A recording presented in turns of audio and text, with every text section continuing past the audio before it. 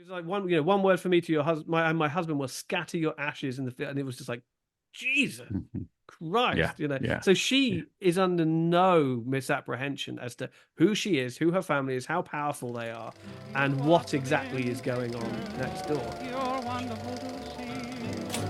You ought to be in pictures. Oh, what a hit you would be. Hello, everybody. Welcome to the show. My name is James, joined as ever by my good friend Steve. And this episode, we are talking Jonathan Glazer's The Zone of Interest. But James, before we talk zone of interest, I noticed you poured yourself something. What are you drinking over there? I did. It's just a wee dram of some wild turkey rye, just to warm the cockles on this cold, wintry February afternoon. Well, I'm glad you're warming your cockles, and I've got a little Glenfiddich here. Oh, very nice. And without spoiling anything, I think this is Mm, one that we're going to need a stiff drink for, quite I think frankly. so too. We're delving into the Holocaust, and anytime we Always a go into the cheery always a cheery. occasion. We Yeah. came out of the screening last night of it, and we kind of all just were looking at each other, and then said, "Well, we were asked by Ruby, the distributor, what we thought of the film, and we all went, 'Oh, it's like a Disney movie, the feel-good film of the year.'" That's it. Yes, it leaves a warm and fuzzy feeling on the inside, but As for any all as any good Holocaust film will do.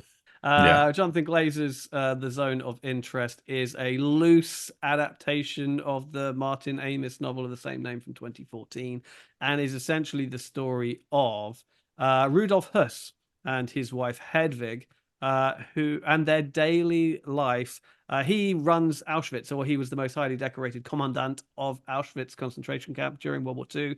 He was hanged at the Nuremberg trials a couple of years after the end of the war. And this is just sort of a slice of life look at their little I little piece of li- heaven, Little if you idyllic like. piece of heaven just on the Yeah, other side of the wall. this is very much about their home life, right outside the walls, where they have this very nice house, very nice garden, surrounded by fields and woodland and trees and river and all the rest of it. And it just follows their sort of day-to-day domestic lives while just the other side of the wall, as we never see but can't help but always hear, the atrocities are a mere stone's throw. James, I went into this film, I gotta just say up front, with a previous review from Patrick Willems, who I follow. And my son was going to join me for the screening. And he came to me and said, Patrick Willems said he gave it a fairly high score, but he said he hadn't wanted to leave the cinema, put as much distance between him and the cinema during the ending credits as during this film. And because of that, I was going into the zone of interest with this, oh my gosh, this is going to be Schindler's List on steroids. I'm going to get the full assault of the atrocities committed against the Jewish people during World War II.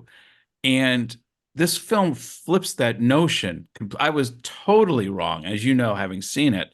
Mm. I don't think we see a Jewish person mistreated in this film, which anybody who hasn't seen the film but know it's a Holocaust film is going to go, what? Yeah, you're absolutely right. I mean, we do see a few Jewish characters throughout the film. There are some house staff, who Mhm. work in the household, but you don't see anything that happens in Auschwitz. And I think that obviously that's a very deliberate decision, but I think almost that Yeah. that's the power of the movie, and I think that's what sets it Yeah. apart from other Holocaust dramas, is that everything is happening just out of sight. And I Yes. think that that's very much what the movie is about. It is about it's sort of the complacency of this, the fact that these were, and I don't want this to sound like any kind of excuse for them, but they were kind of normal people, or Yeah. you see them behaving as normal people. Half of the movie is about Hedwig, played by the always wonderful Sandra Hüller, who's actually been Oscar nominated for her other movie, Anatomy of a Fall. Fantastic. Two Right, great movies this right. this Oscar season. She loves it where they live. Yeah, Mhm. this is absolutely their dream house, and she wants him to keep working there, keep working at the concentration camp, so that she can really turn this into uh, a fantastic home for them. They've got like Mhm. five young children or something. Yeah, yeah. She absolutely thinks it's wonderful. They're right in the Mhm. middle of the countryside, away from the city, away from everything. And when it comes up at some point that he's going to get promoted and he's going to get moved back to Berlin in order to oversee all of the concentration camps, she kind of puts her foot down and says, "No, we are not leaving here. This is where I want to be. This is where I want to Yeah. live with the kids, because this is wonderful." It's Mhm. horrible when her mother comes to stay Yes. and she's showing around the garden and going, "Oh, this is everything that we've got. This is wonderful." And the mother's going, "What is that? Is What's what's?" that fire that's in the And it's chimney? literally like, yeah, one of the walls at the end of the garden on the other side is the Holocaust, Yeah. personified. Yeah. And she is absolutely, appalled by it Yeah. to the point where she leaves. And let me just jump in right there, James, because that scene right there was so poignant for me because it really demonstrated, although this film is 1940s World War II Holocaust, it is so poignant today about the narratives we tell ourselves. And if someone counters that narrative, Hmm. even if they're lifelong friends, even if they're family, the lengths we will go to cancel someone. I mean, it really, for me, was front and center of the polarization we're seeing. We've highlighted a number of times in some of the reviews that have been demonstrated in previous movies. Hedwig is the name of the The wife. wife. Yeah. And yeah, like you said, she has this idyllic existence and she has a narrative of reality in her head. And when her mother, who she tries so much to impress, look at the beautiful flowers and the herbs I'm growing, and isn't this just paradise? And mom, like you said, mom's seeing an alternate reality. There's two realities at place here. And this is a conversation that is going in politics around the world right now. Mm. And when people are not aligning to each other's reality, we see Sandra Huller's Hedwig when her mom leaves a note that she's left. She doesn't give two thoughts about it. She says an expletive, I think, and then she throws the note into the fireplace, and her mom is forgotten. And as someone who lost a friend of mine that I've known since 14 years old, who canceled me right out of his life when I didn't support the same political narrative he did, that really resonated with me at that moment. It is quite chilling, really, because I mean, Hedwig is not under any disillusion as to what is going on.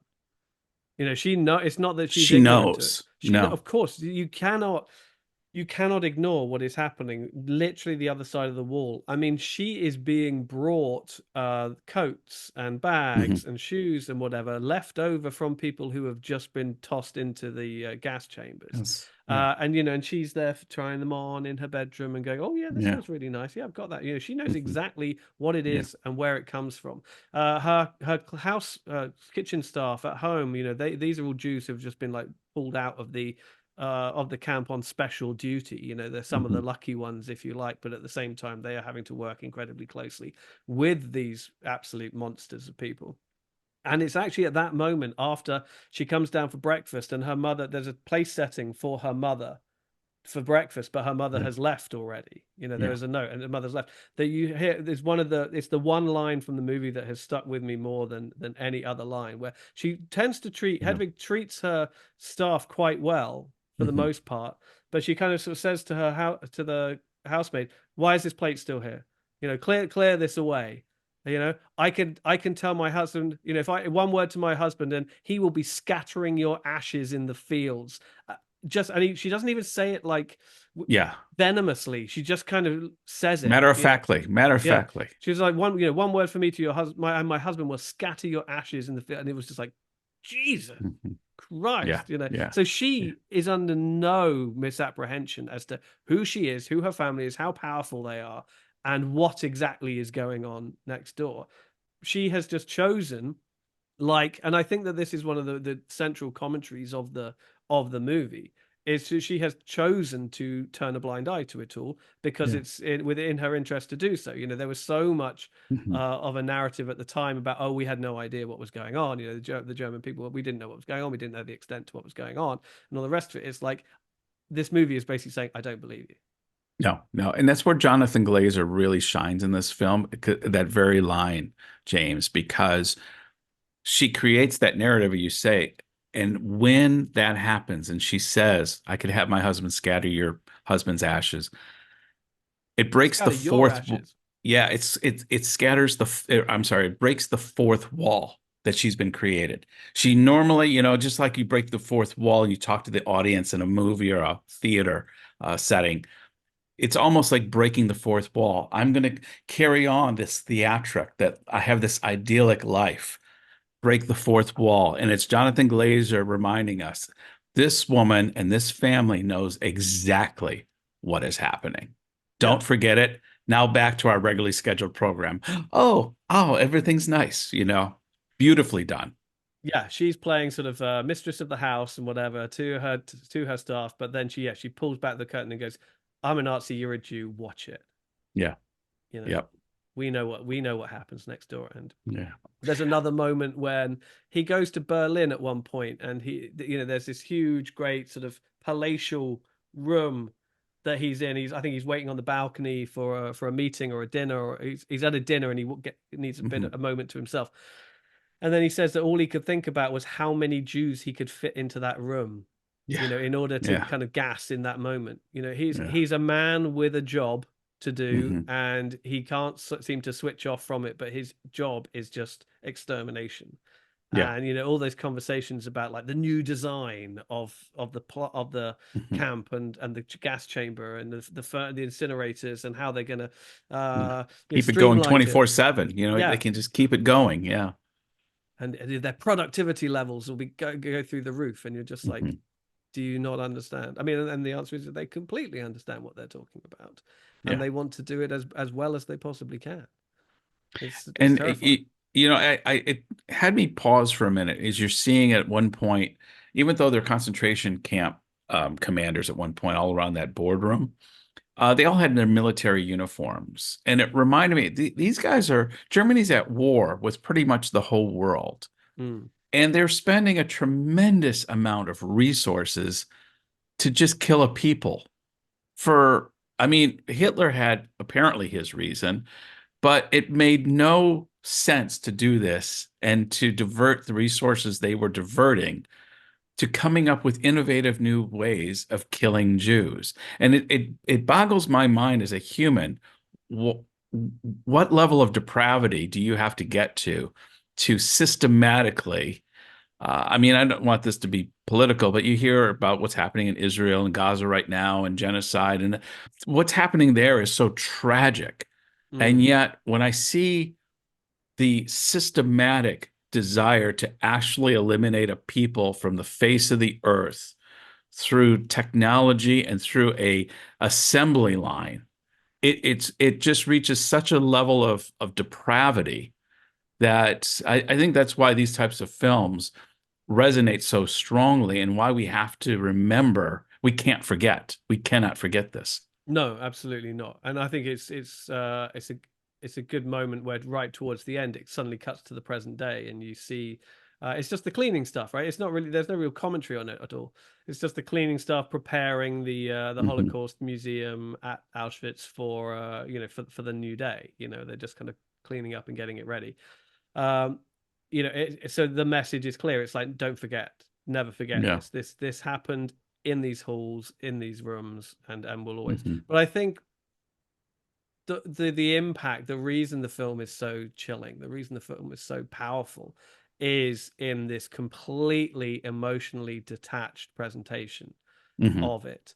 It's just observational, really, more than anything. I read that Glazer set up fixed cameras sort of all over the house and all through the gardens, so that the actors didn't even necessarily know if they were in shot or not, or on camera or Right. not. And so they're very exacting, they're very specific what the setups are, but there are so many of them around the house that then you just get the actors to kind of move through the motions Hmm. and whatever. So you were able to the actors were able to sort of relax and get into a sort of real sort of naturalistic performance of it, but also it gives the impression almost of something like Big Brother, like the reality show, where Yeah. it's Yeah. it's almost like CCTV footage. We are mere Hmm. sort of spectators, we are voyeurs, if you like. Flies on the wall. We're flies on the wall. Exactly, as all of this goes off, and it gives the whole thing a sort of banal quality to it. Hmm. that it was so matter of fact, and that he did go about his day, whether at home, whether at work, in the same way. Yeah. There was a sort of monotony to his commute, if you like, and just to the daily grind, for want of a much more better phrase, of what he was doing, and that just makes it all the more horrifying. Yeah. Well, Glazer's work is so intentionally restrained. I felt like if somebody came in to this film without a knowledge of the Holocaust, Mm. they would be lost. Why are we spending 30 minutes just watching this family fish and walk around the house? But if you're seeing suddenly ash come in and land on the clothes, or they're in the river and human Mm. remains come down and he has to pick, and then he gets angry and he sends off his command to, you guys got to be, if you guys are going to take things off bodies, you got to do it cleaner.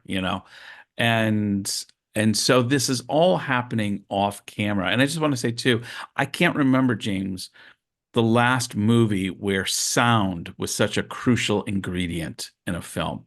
This movie is less about dialogue and more about sound primarily and visual secondary. Yeah, I mean, it puts all of the horrors of the Holocaust that we know of and have been taught of into your head purely Hmm. through its aural landscape. Hmm. You just hear the furnaces, and you hear the occasional scream, and you hear the occasional gunshot, and you hear Hmm. orders being barked every now and again. Yep. But it sounds Train pulling in. exactly, and we all know was in those trains, and what Hmm. that smoke is that you're seeing coming out of the chimneys, and it does so in a way that makes you realize the imagery and realize the visuals. It makes you conjure these horrible Hmm. images for yourself, and that's always going to be far more impactful than anything that Glazer or anyone else could have actually Right. staged for the benefit of the film. Hmm. It's so, and it also just hammers home that this was the soundtrack of their lives, Hmm. non-stop. And who could possibly live with those noises and with those sounds, with those smells, with those visuals, just Hmm. with, not forget about the complicity of it, but just that proximity to such kind of abject Yeah. horror. Yeah. Hmm. And for the children, who in their right mind would possibly conceive of that to be a suitable environment to raise small children and Yeah. to fight for as well. Hmm. It's just it's so well realized Yeah. and well staged. It's incredible. Well, they imply this idyllic marriage between Rudolph and Hedwig as well. But of course, at one point, and it is just so uh, by the numbers Mm, when he rapes that woman, but it's done in such a way. He's on the phone, she comes in. It's almost like she's coming in for an appointment. Just sit for a minute, I'm still on the phone, you know and you're left thinking, what is this? You start to think, oh, I think I know what's going to happen here. And then he finishes the call, and the next scene, he's walking down a tunnel to a little private bathroom where he can clean his genitals.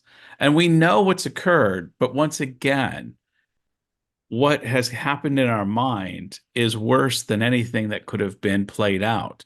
We see no torture of Jewish prisoners. We see no one gassed. See no one put in the ovens. We see no women raped. But we know from beginning of this film to the end of this film, this is what's occurring nonstop. right. And also, I mean, regarding the sort of the infidelity, if you like, we also see Hedwig. She Yeah, sort oh of yeah. seduces a gardener. The Yeah. suggestion is that she's cheating as well, but it kind of suggests, and you kind of feel that their attitude towards this isn't cheating. No, no, These aren't people.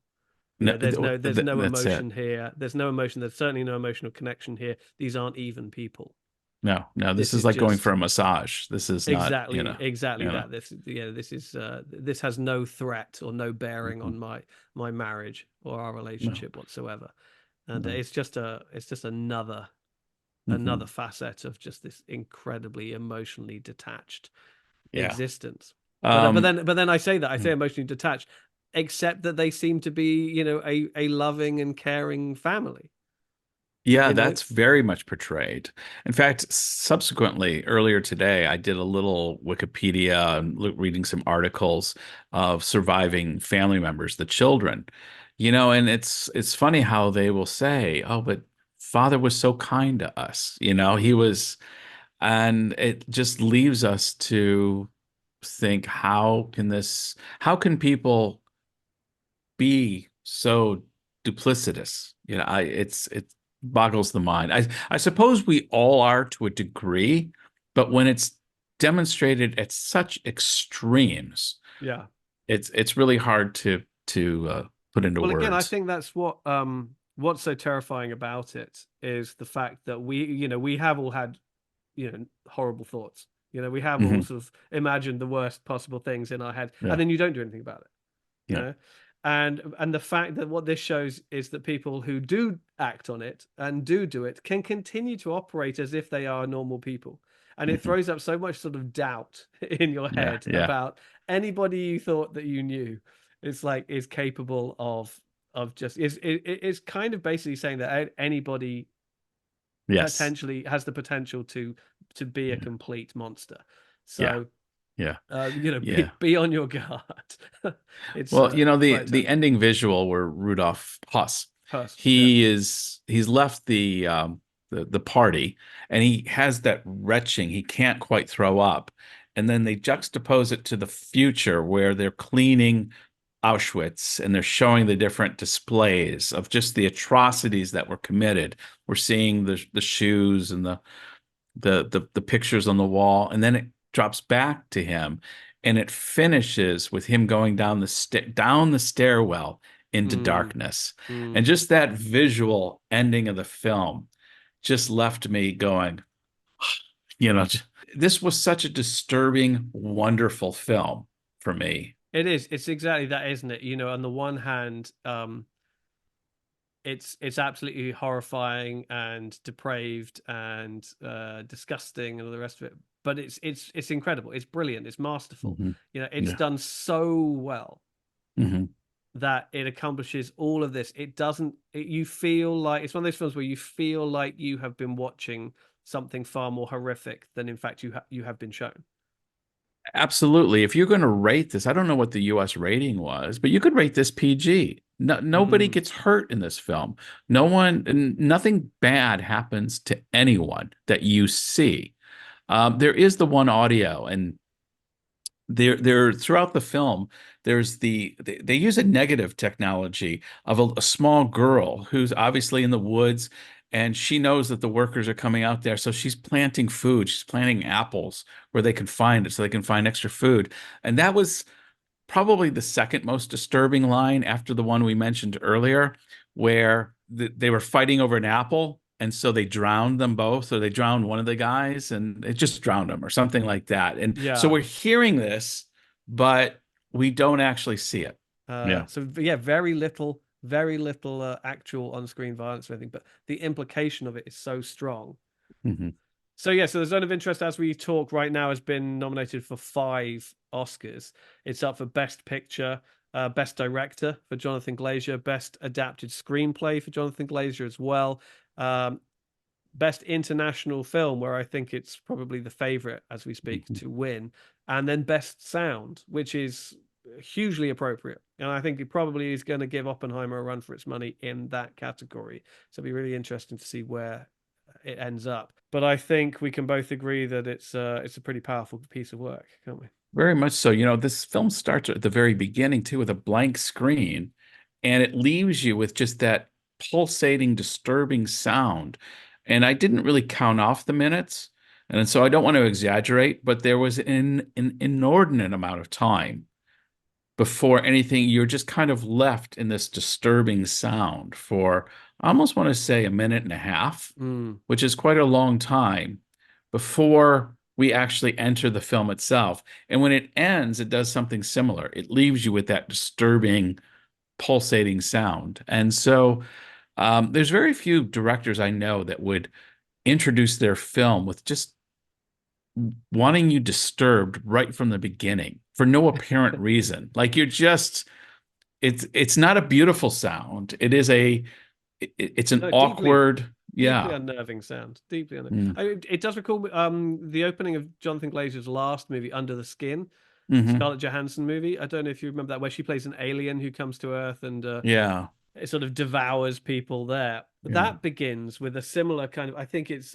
a colored screen, and it's noises, and it turns into a close up of an eye as the alien is slowly learning, teaching itself to enunciate different vowel sounds. So it's just like these weird noises, and then it slowly becomes recognizable sounds. But so he is no stranger to playing with sort of audio and as well as visuals in order to Yeah. draw Mm. people into his world, and Yeah. it's incredibly effective. So, James, what are we going to give as an instrument of measurement for the zone of interest?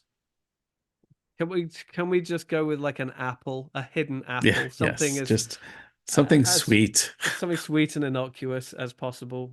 Um, Okay, I don't mind going first. I mean, I thought this was incredible, really. Mhm. It's just so impressively done. Just it's a real mastery of the tools at your disposal as a Mhm. filmmaker that are so rarely exploited to this degree. It's horrifying, but it's also brilliantly executed, for want of a better phrase. I think the performances are incredible, particularly Sandra Hüller, who we spend Yeah. most of our time with, as the husband is away at work. And I think it's kind of I had heard a lot about it ahead of time, and I had some idea of what I was getting in store for, but it really impacts. It really hits home. I think Mhm. it's had I seen it in 2023, it would have definitely made it into my top 10. I think it's just a really impressive piece of work. Am I going to rush back and watch it again? No. Uh, I'd like to see it on the big screen. I was supposed to come with you last night and watch it on the big screen, but I had other obligations, so I've only seen it in the comfort of my own home.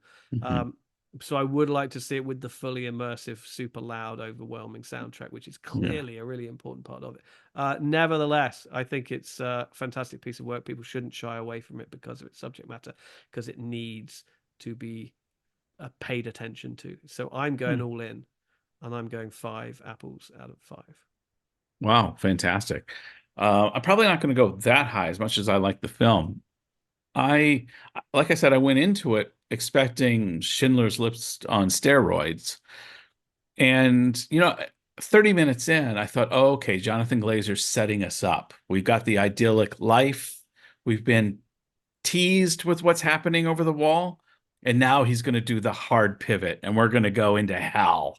And he didn't. And when I started to realize about three-quarters of the movie through, we're not going to make that pivot. Mm, This is the film.